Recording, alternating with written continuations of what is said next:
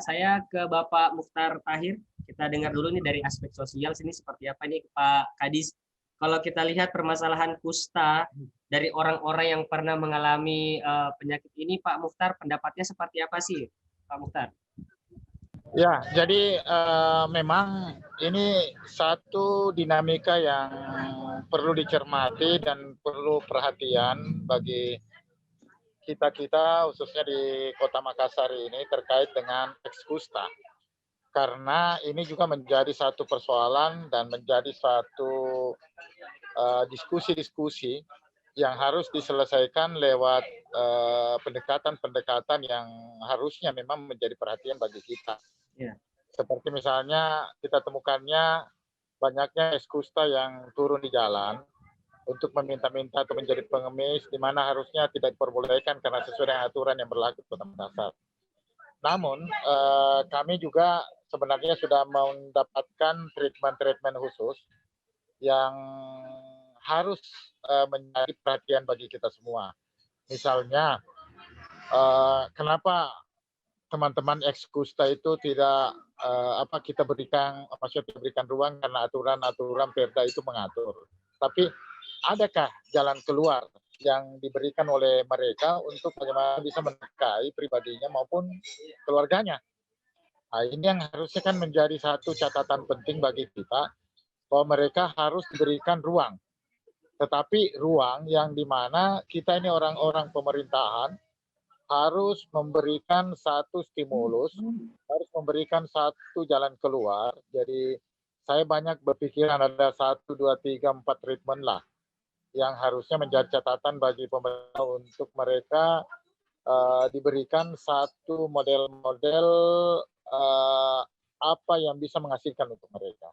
Jangan sampai aturan ini kita berlakukan, tetapi pertanyaan mereka kepada kami satu, kami ini kan mau makan, mau minum, tapi tidak ada tempat untuk bagaimana kita mendapatkan itu. Ini satu treatment dari berbagai treatment yang tentunya harus menjadi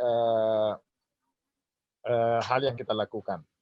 Nah, langkah-langkah yang kami lakukan di dalam hal proses-proses ini sebagai leading sektor ya, yaitu dengan tentunya memberikan penyuluhan kepada penderita kusta dan memberikan stimulus yang berupa bantuan sosial dari pemerintah Kota Makassar. Tetapi yang saya sampaikan tadi bahwa dua hal ini belum bisa memberikan satu model jalan keluar, karena mereka kan rutinitas harus ada makan, harus ada minum, harus ada kerjaan. Nah, pekerjaan ini adalah satu treatment, pekerjaan apa yang cocok dengan dia. Satu dari salah satu penderita juga yang sudah bekerja di pertamanan atau pertanian atau salah satu model pemberdayaan bagi masyarakat.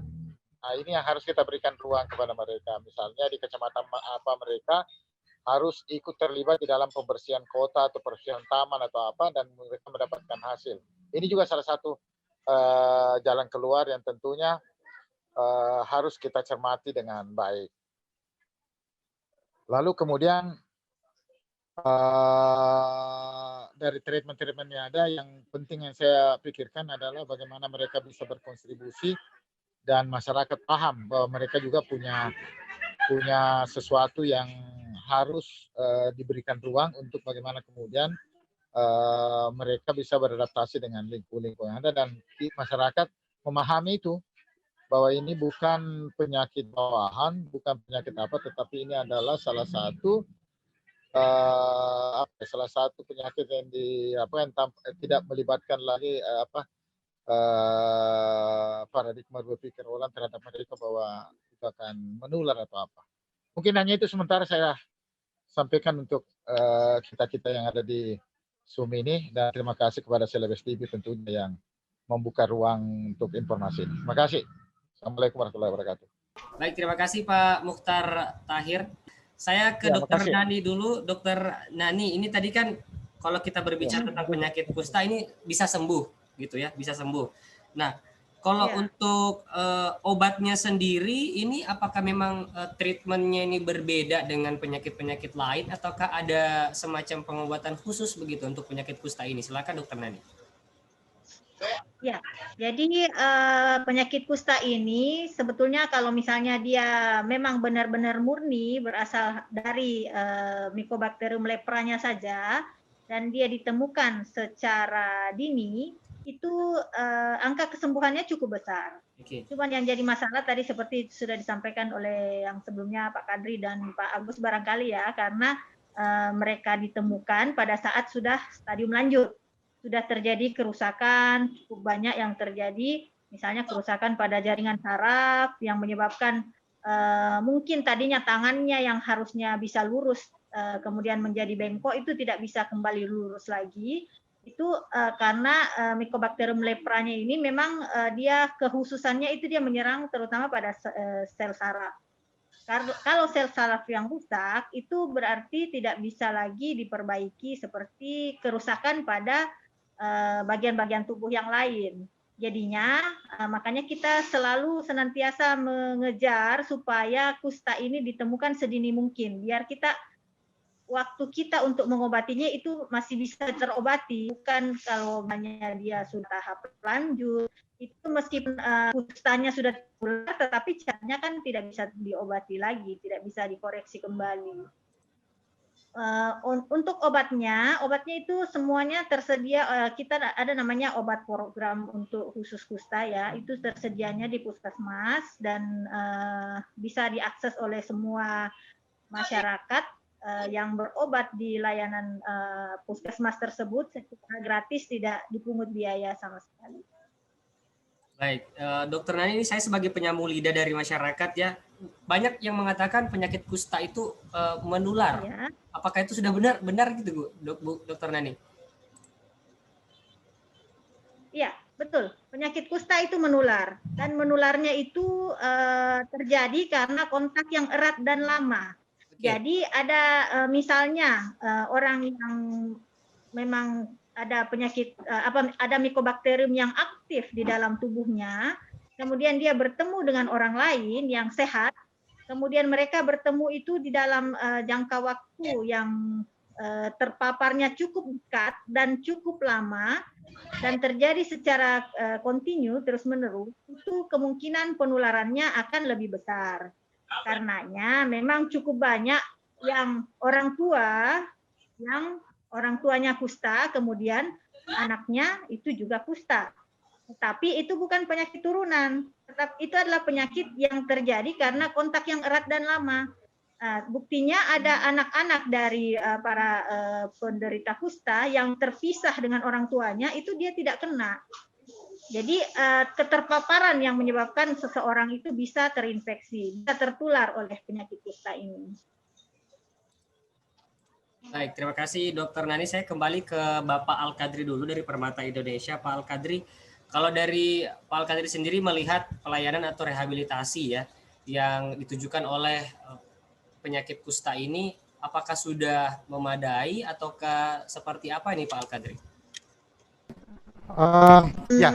Sebelumnya saya katakan bahwa kalau penanganan terkait penyakit ini, maksudnya memang sudah sangat bagus menurut saya karena memang betul bisa sembuh. Dan pembuktian untuk bisa sembuh di sini juga hadir adalah Yuliati, boleh kita lihat bahwa dia betul-betul sembuh 100% tanpa ada sesuatu apapun.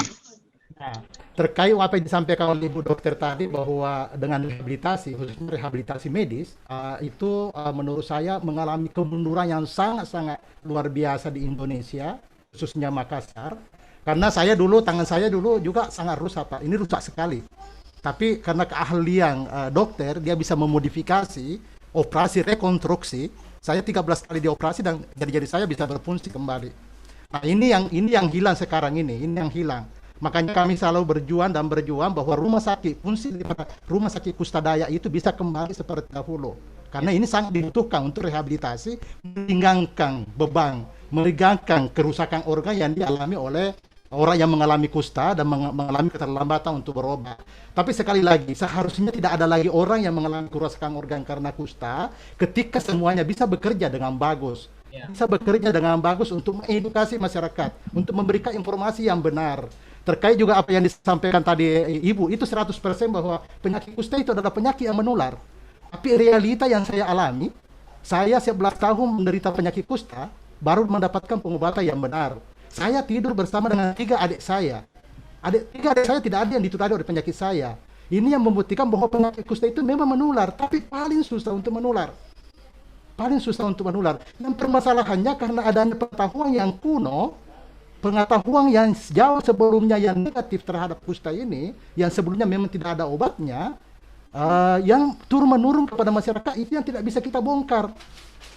Karena kenapa tidak bisa kita bongkar? Peran aktif semua orang, khususnya media, untuk menyadarkan masyarakat tentu sangat dibutuhkan dalam hal ini. Ini sekali lagi bahwa ini terkait ke pengetahuan masyarakat. Kalau masyarakat sudah mengetahui penyakit ini, kita akan seperti juga negara-negara maju. Jepang bukan berarti tidak ada penularan di Jepang, tapi tidak ada lagi orang cacat seperti Al-Qadri di Jepang. Karena masyarakatnya sudah maju, sudah mengetahui. Begitupun juga di Eropa. Kenapa Indonesia tidak bisa? Ini yang permasalahan, ini adalah tantangan, dan Selegas TV saya tantang untuk kita bisa membuat suatu suatu ikatan untuk bisa kita sama-sama bersosialisasi. Apa yang harus kami lakukan? Kalaupun itu memang kami harus ada beban ke kami. Bantu kami untuk melakukan advokasi, sosialisasi terkait dengan penyakit ini.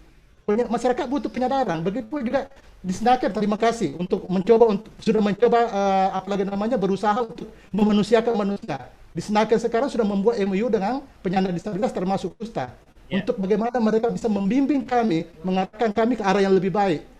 Begitupun juga dengan Pak Muhtar dari Dinas Sosial. Saya pikir banyak hal yang perlu dilakukan, Pak, untuk memberdayakan kami. Menjadi penyapu jalan itu sangat bagus. Marilah kita bisa berpikir untuk apa yang bisa dilakukan, apa yang bisa kami lakukan. Kami ini bukan penderita, Pak. Kami hanya mengalami kerusakan, mengalami impairment, sesuatu sedikit yang rusak di tubuh kami, tapi kami bukan menderita. Kami sehat. Kami butuh diberdayakan dan kami butuh fasilitas. Yang tidak ada di sini adalah akses dan fasilitas. Coba kita sama-sama terbuka untuk melihat itu semua. Bukankah kami akses, fasilitasi kami pasti bisa, Pak. Kami pasti bisa untuk melakukan sesuatu sama-sama membangun negara ini. Terima kasih. Baik, terima kasih Pak Al-Qadri. Saya ke Bapak Rizka Mahardika dari Disnaker Kota Makassar. Pak Rizka, tadi sudah sempat disinggung juga terkait dengan program dari Disnaker terkhusus untuk penderita kusta gini, dan bagaimana keberlangsungan hidup mereka, soal pekerjaan mereka.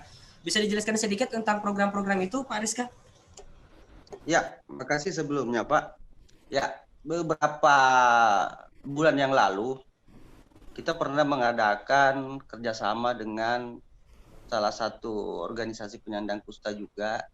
Ya, bentuknya namanya forum apa ya, saya agak sedikit lupa. Intinya kemudian bagaimana semua stakeholder yang ada di Kota Makassar ini bisa bersatu padu dalam mengatasi permasalahan kusta yang ada, termasuk bagaimana permasalahan teman-teman ex kusta di dalam ketenagakerjaan. Ya, kami sendiri khususnya di Dinas Tenaga Kerja Kota Makassar, seperti yang dibilang tadi Pak Al-Qadri, kita pada saat tahun 2020 yang lalu kita sudah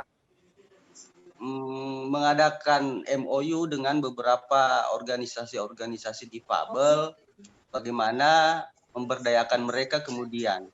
Ya, tetapi langkah awal yang kami siapkan adalah bagaimana kantor kami yang ada di Jalan di Pangeran Petarani itu layaknya bisa diakses untuk teman-teman difabel.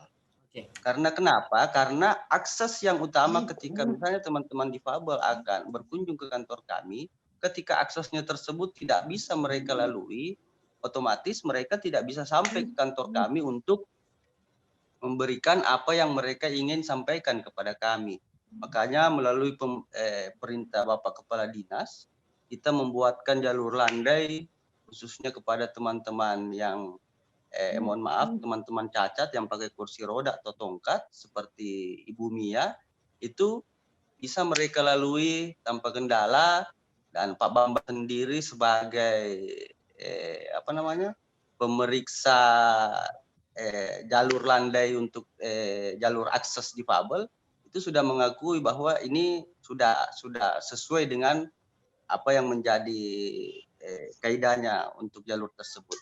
Ya. Salah satu program kami yaitu bagaimana memperdayakan teman-teman difabel, khususnya di dalamnya adalah teman-teman kita itu selain menggunakan pemberdayaannya, penganggarannya melalui dana APBD, kami mengharapkan sama sekali bahwa ada bantuan-bantuan CSR yang ada di perusahaan-perusahaan untuk teman-teman difabel. Ya. Karena saya rasa dengan menggunakan dana APBD itu mungkin akan membutuhkan anggaran yang banyak. Sedangkan penganggaran APBD untuk setiap SKPD yang ada di Kota Makassar itu kan terbatas.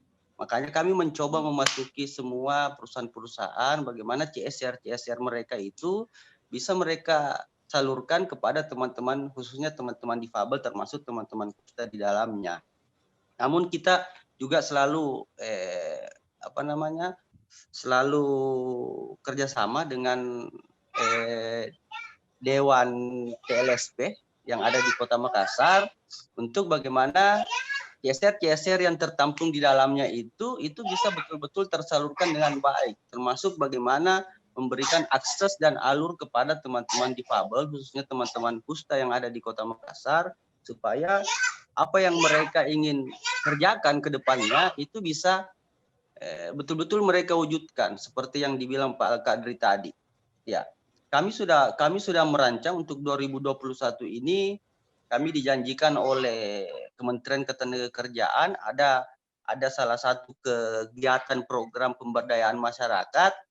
Itu kita sudah dijanji ada beberapa paket untuk dikhususkan kepada teman-teman difabel, termasuk di dalamnya teman-teman kusta. Ya, namun saya belum bisa menjanjikan 100% karena untuk awal tahun 2021 ini kami masih menunggu programnya turun dari pusat.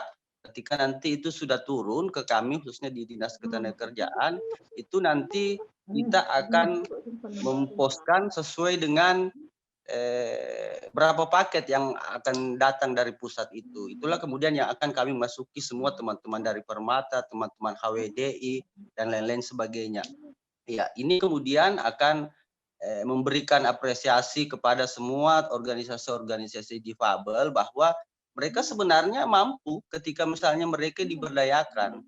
Ya, kita tidak menginginkan lagi ada stigma-stigma, ada diskriminasi yang muncul.